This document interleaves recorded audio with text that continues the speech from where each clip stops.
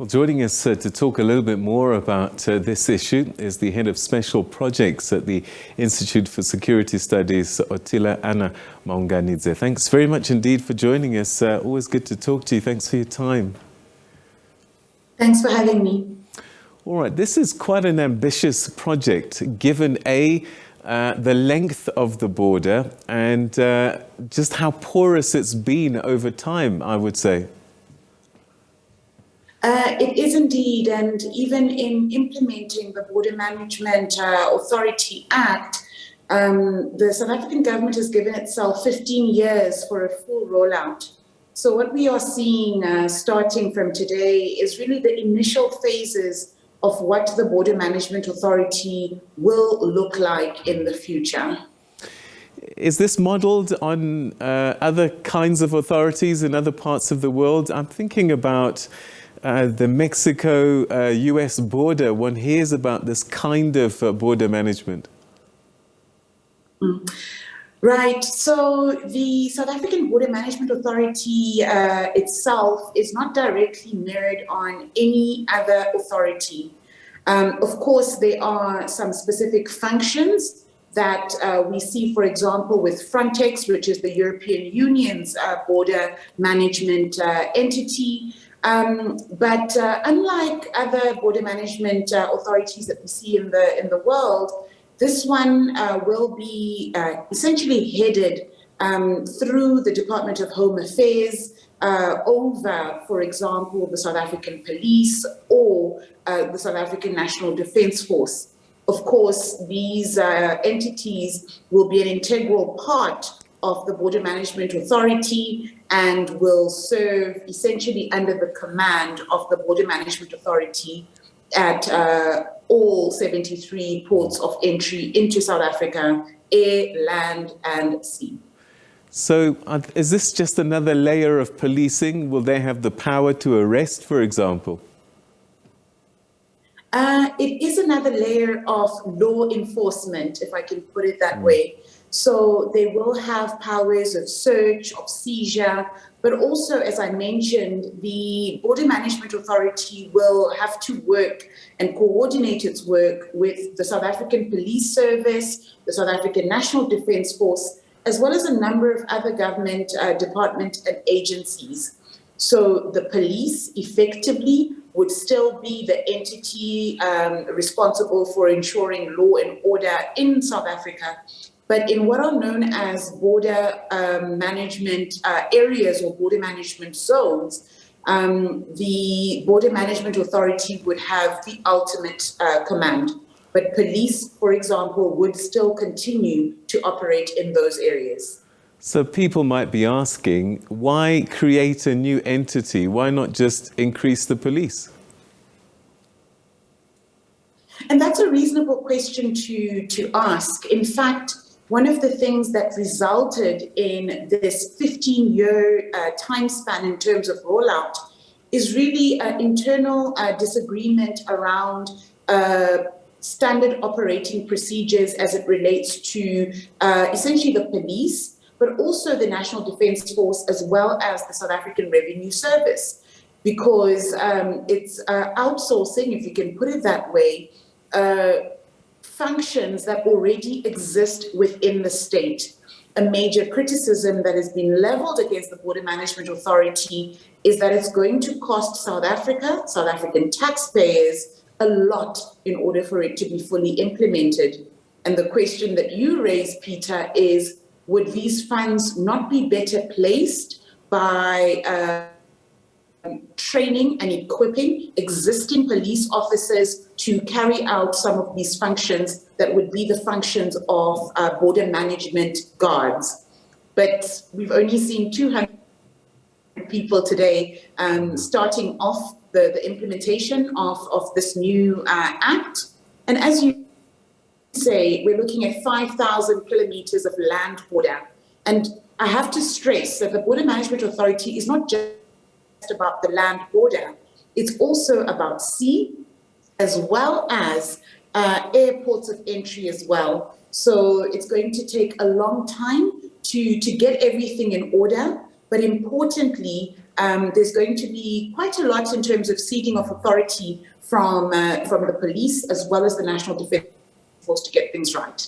All right. I suppose then the question might be, what will they be able to do better? The minister talks about rigorous training. So what is it that a border management guard can do better than a policeman in essence? Well, the main function, so to speak, would be that unlike all the other functions of a police officer, their primary job is really the management of border areas. So they would be focused only on that core function. They wouldn't be dealing with, for example, other issues, be they robberies, be they other forms of violence. Their focus is singularly on managing the border. Of course, as I point out, they can't do this on their own. And it requires a lot of coordination with other agencies, not only law enforcement, but other agencies from customs, health, forestries and fisheries, the range of other departments that need to work with them. Perhaps what is the vision of the South African government is that the Border Management Authority guards, because all they must do is focus on immigration questions, they will be a lot more focused on their work. But of course, the expectation for, at the moment, 200 people to be able to do all of that work, which at the moment is a challenge for a police service that is almost 200,000 people strong. The test really will be on the way in which they implement.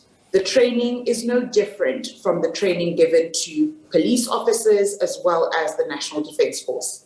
Yeah, it was interesting that they had to take an oath of integrity and diligence. And I suppose part of that speaks to the drama we've experienced with corruption at borders and border officials.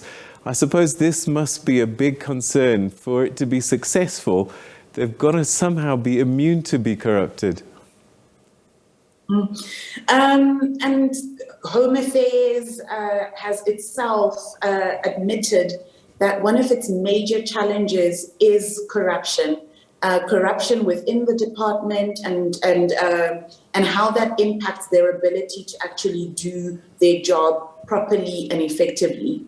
I'm not sure that an oath is sufficient to ensure that Border Management Authority officials are not corrupt.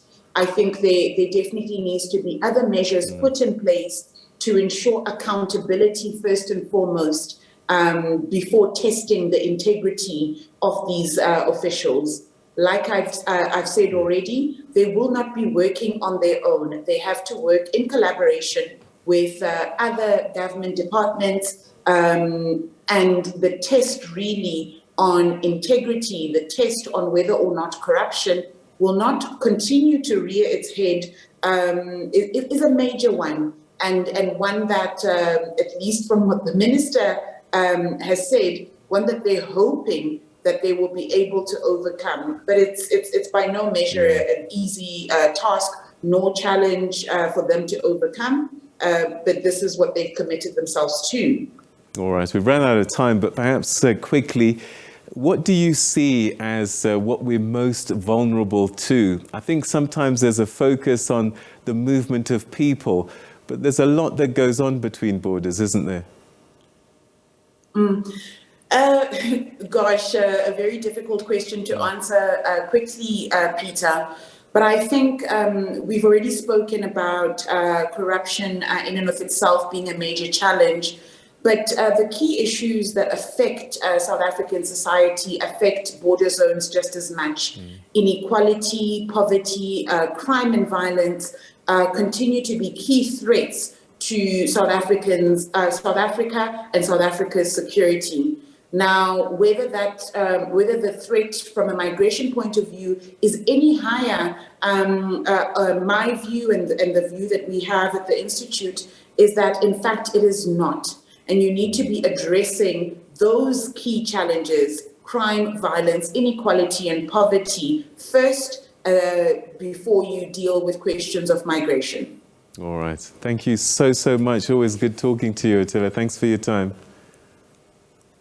Thank you very much. All right, that's Ottilia Maunganidze from the Institute of Security Studies talking about this new border management authority, which has just started. 15 years, a plan to grow it to a significant force and a significant authority to protect our borders going forward.